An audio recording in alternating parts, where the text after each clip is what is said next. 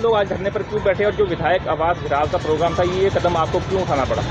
पहले तो मैं आप साथियों का जो मीडिया के माध्यम से हमारी खबर पहुंचाते हैं, उसके लिए बहुत बहुत धन्यवाद। मेरा नाम सुनीता है, मैं डॉल्फिन की श्रमिक हूँ और ये डॉल्फिन जो है न्यूनतम वेतन नहीं देती है, न बोनस देती है।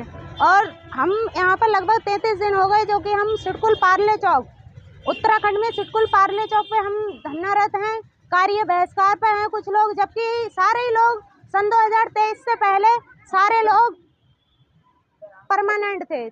सन 2023 दिसंबर में सारे लोग परमानेंट थे। जब जनवरी में हड़ताल हुई 4 जनवरी से, तब यहाँ पर ठेकेदार आए थे। हम ये नहीं कह रहे हैं कि आप ठेकेदारी मत चलाओ, लेकिन जितने सारे लोग परमानेंट थे उन्हें परमानेंट तो रहने देते कम से कम, लेकिन इन्होंने ऐसा नहीं किया। परमानेंट लोगों को इनने ठेके में डाल दिया। कुछ लोग पढ़े लिखे नहीं है, जो लोग पढ़े लिखे उन्हें पढ़ने का मौका नहीं दिया, प्रमोशन के तौर पे इनने ठेकेदारी में डाल दिया। बोनस, हमारा बोनस नहीं दिया जाता है। मुझे 5 साल हो गई जबकि मुझे 1000 बोनस मिला है पिछली दिवाली में। हम लोगों के बच्चों के स्कूल नहीं जा रहे हैं, फीस, एग्जाम निकट आ गए हैं, बच्चों की फीस नहीं जा रही है। स्कूल के लोग मना कर रहे हैं कि बच्चों की जब तक फीस नहीं आएगी और बच्चे पढ़ने नहीं आएंगे। यहाँ पर हमारे बच्चों का सवाल है, मीटर कटने वाला है, बिजली का बिल जमा नहीं हो रहा है। आज हमें चाहे कुछ भी करना पड़े। विधायक को वोट किसने दिया था? क्या कंपनी के प्रिंस धवन ने वोट दिया था? कंपनी डॉल्फिन के प्रिंस धवन ने वोट नहीं दिया था। यहाँ पर जो रह रहे मजदूरों ने वोट दिया था विधायक जी को, तब शिव अरोड़ा जी विधायक बने हैं। क्या उनके घर तक जाने का हमारे लिए हक नहीं है?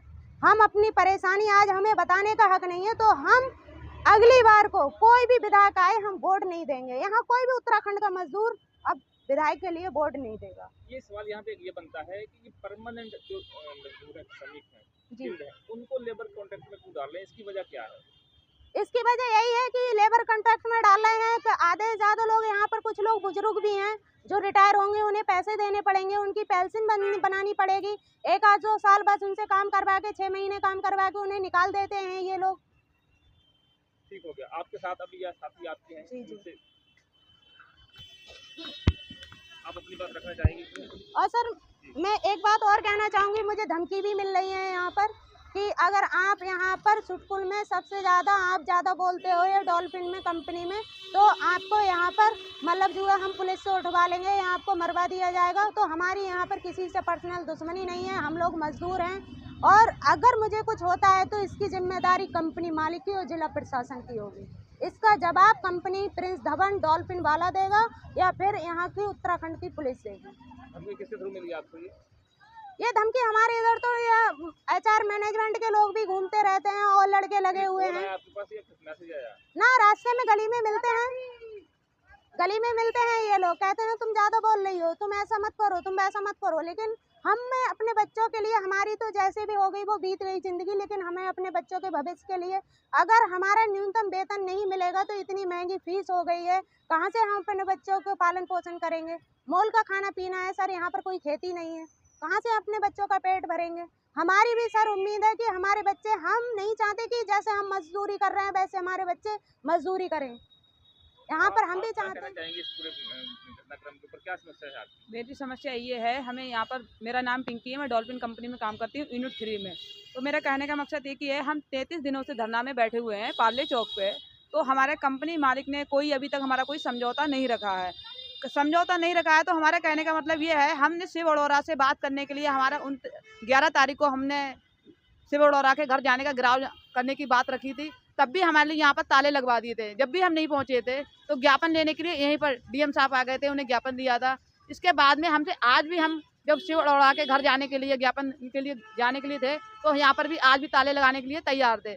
हम जैसे तैसे बाहर हमें पहुँच गए, जाने दिया हमें बाहर जाने के बाद में हम रोड पे हैं तो हमें वहाँ से जाने नहीं दे रहे हैं, कह रहे हैं तो हमें नहीं जाने देंगे। तो हमारा कारण क्या है? जब हमने आपको विधायक बनाया है, विधायक बनाने का हक हमारा है, तो हमारा आपके पास में जाने का भी हक हमारा है। क्योंकि हम जब 5400 रुपये में काम कर रहे थे, 8 घंटे हमारे 5400 रुपये के थे, तब तुमने तो हमारे लिए ठेकेदारी में नहीं डाला था।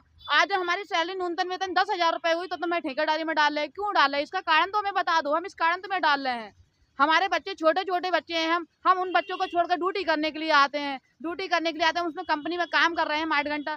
तो हमारी कंपनी में जितने माताएं बहनें, जितने हमारे भाई लोग सभी काम कर रहे हैं उसमें, तो सभी को 8 घंटा ड्यूटी मिल रही है कि आप मैंने कहा था, मैंने कहा सर ऐसा क्यों हो रहा है, मुझे 3-4 दिन से 3 महीना हो गए मुझे उधर उधर भागते हुए, क्यों बजा रहे हैं मुझे। तो मेरे से बोले थे हमारी मर्जी, हम काम करवा रहे हैं, हमारी मर्जी, हम जहाँ बजाएं। तो मेरे से 35 जो फीस बनती है 35, वो मुझसे घंटे में 40 फीस मांग रहे हैं। आजकल बताइए, जो लंच मिलता है, आधे घंटे का लंच मिलता है हमें, तो उसका टाइम कौन निकलवाता है? कोई उसका टाइम का काम करके देगा? कोई नहीं देगा। मेरी 4:45 बजे छुट्टी हो रही है, तो मुझसे 5 बजे, हाँ काम बढ़ा दिया। अब ये बताओ, मेरी छुट्टी 4:45 बजे हो रही, तो मैं आपको 5 बजे तक का कौन से टाइम का काम करके दूंगी मुझसे? तो मुझसे बोल रहे हैं आप इतना टारगेट बना के जाओगी। तो मैंने कहा सर मैं कौन से हिसाब से बना के जाऊंगी?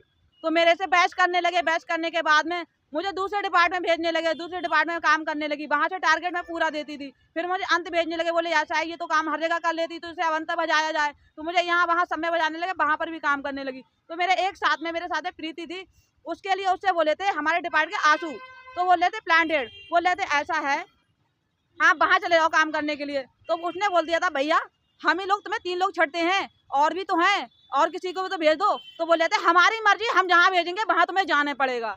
तो हमने कुछ नहीं बोला उन्हें से, हमने बोला था जो इश्तिकार हेड हैं, हमने उनसे बोला जाकर, हमने कहा सर ये बताइए हम जो 3 लेडीज हैं हम क्या इनके लिए छट गए हैं परमानेंटली, जो हमें इधर उधर भेज रहे हैं, जो ठेकेदारी में डाल देगा उन्हें तो कहीं नहीं भेज रहे, हम कंपनी बेच के हमें क्यों भेज रहे हैं? तो बोल रहे थे हम बातचीत कर लेंगे। हमने एचआर लोगों से बातचीत करी जाके, तो एचआर लोग हमारे से बोल रहे थे कोई बात नहीं हम समझौता कर लेंगे, तुम जाओ आराम से काम करो जाके। हम काम करने लगे। जब 4 बजे के टाइम पे मैं काम कर रही थी, तो मेरे प्लांट हेड जो क्या कहते हैं इसरार भाई जो हेड हैं वो आए थे, तो मेरे से बोल रहे थे तुमने क्या कंपनी बेच कर जिंदगी भर का परमिट पकड़ लिया है? मैंने कहा सर जिंदगी भर का तो नहीं पकड़ लिया है, जब तक मैं इस कंपनी में काम करूंगी, जब तक मैं कंपनी बेच से ही काम करूंगी। तो मेरे से बोल रहे तेरे 2 मिनट में गर्मी निकाल दूंगा। मेरे से बोले तेरी 2 मिनट में गर्मी निकाल। अरे क्या उनके अगले माँ बहन नहीं है? क्या अपनी माँ बहन, क्या मेरी गर्मी उतार सकते हो तो अपनी माँ बहन की गर्मी उतारो। तो जितनी तेजी में वो मेरे से चीख रहे थे, मैंने कहा मेरे से चीखो मत, जैसे मैं तुमसे कायदा से बात कर रही हूँ तो मुझसे कायदा से बात करो। मैं आपकी कौन लगती है, तुम्हारा मेरा रीजन क्या है? तो मुझसे बोल रहे थे तेरी 2 मिनट में गर्मी निकाल दूंगा, तू बाहर मिलना मुझे। तो मैंने कहा बाहर तो मैं हमेशा अकेले जाती हूँ, आती तो मेरी 2 मिनट में निकाल के दिखा देना।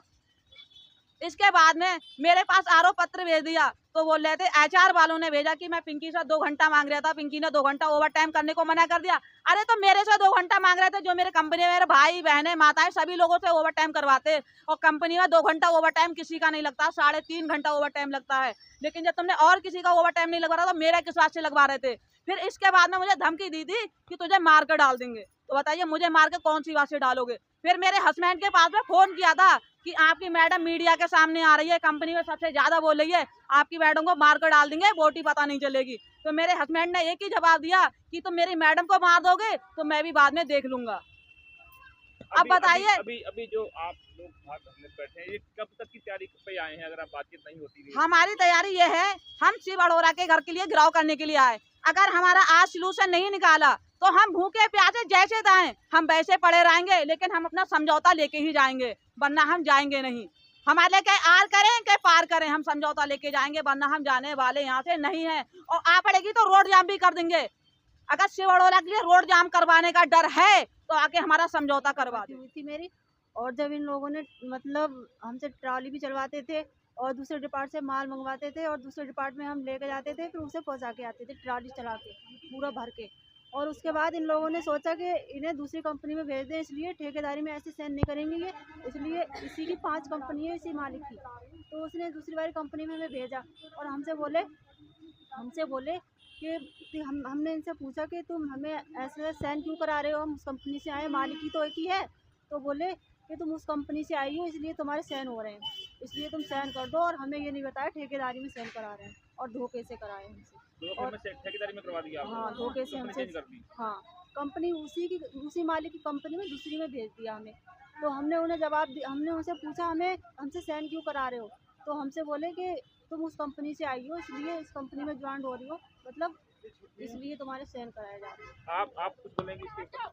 आपके भी सेम वही है, ठेकेदारी में आपको कर दिया है? हमारी भी ऐसी है सर, हमें ये बोला था एचआर ऑफिस में सैलरी वही रहेगी, खाली आप शिफ्ट हो जाए। हमें अचानक मतलब ये पता नहीं था कि हम ठेकेदार की तरफ से जा रहे हैं, धोखे से करा है। आपको किसी कालीन का कार्य बहिष्कार है, हम वहाँ पर बैठेंगे जब तक हमारा समझौता नहीं होगा, हम वहाँ से हटने वाले नहीं हैं।